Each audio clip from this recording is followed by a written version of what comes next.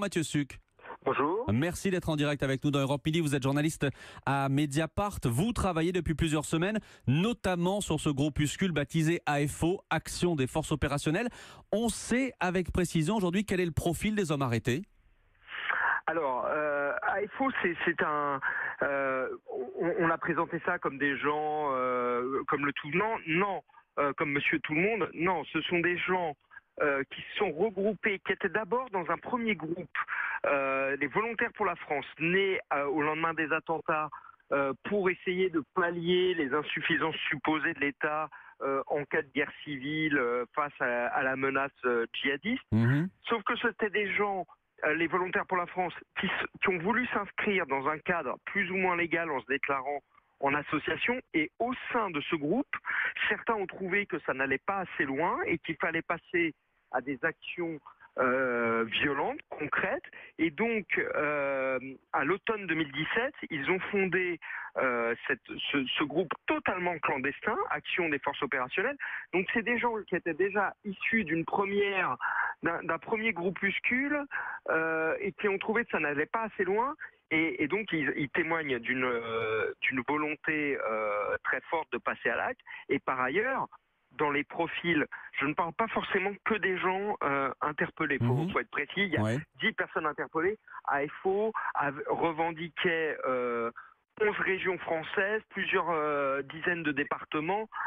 Donc il y a des effectifs qui sont plus importants et que je suis bien incapable de quantifier. Évidemment. Et dedans, il y a des militaires, des gendarmes, des policiers ou ex de ces différents corps de l'État.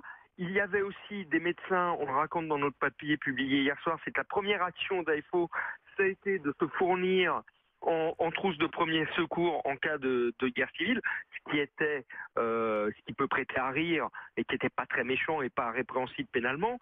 Le problème, c'est qu'ils étaient en train d'essayer de se fournir en armes et des armes ont été trouvées en perquisition. Oui, justement, Mathieu Suc, à quel stade en était leur projet d'attentat ?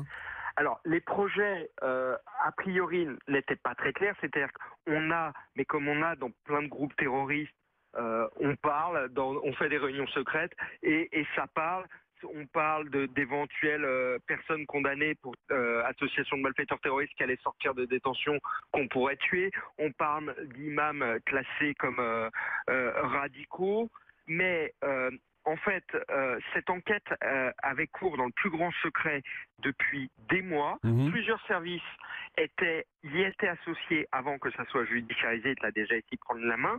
Et il y a eu un accélérateur ces derniers jours parce que, alors je ne sais malheureusement pas tout, mais en tout cas, la DGSI, c'est ce qu'on a révélé dans notre papier hier soir dans Mediapart, la DGSI a découvert que l'un de ces hommes, l'un des 10 là qui a été interpellé, s'était constitué un laboratoire de fabrication d'explosifs et donc la décision a été prise d'accélérer l'enquête et de procéder aux interpellations parce que n'aurait-on dit ou écrit nous autres journalistes si une bombe avait explosé à côté d'une mosquée faisant 10 morts et qu'on avait découvert que nos services de renseignement travaillaient sur les auteurs et savaient qu'ils voulaient passer à l'acte sous peu. D'où ce coup de filet et ces 10 interpellations.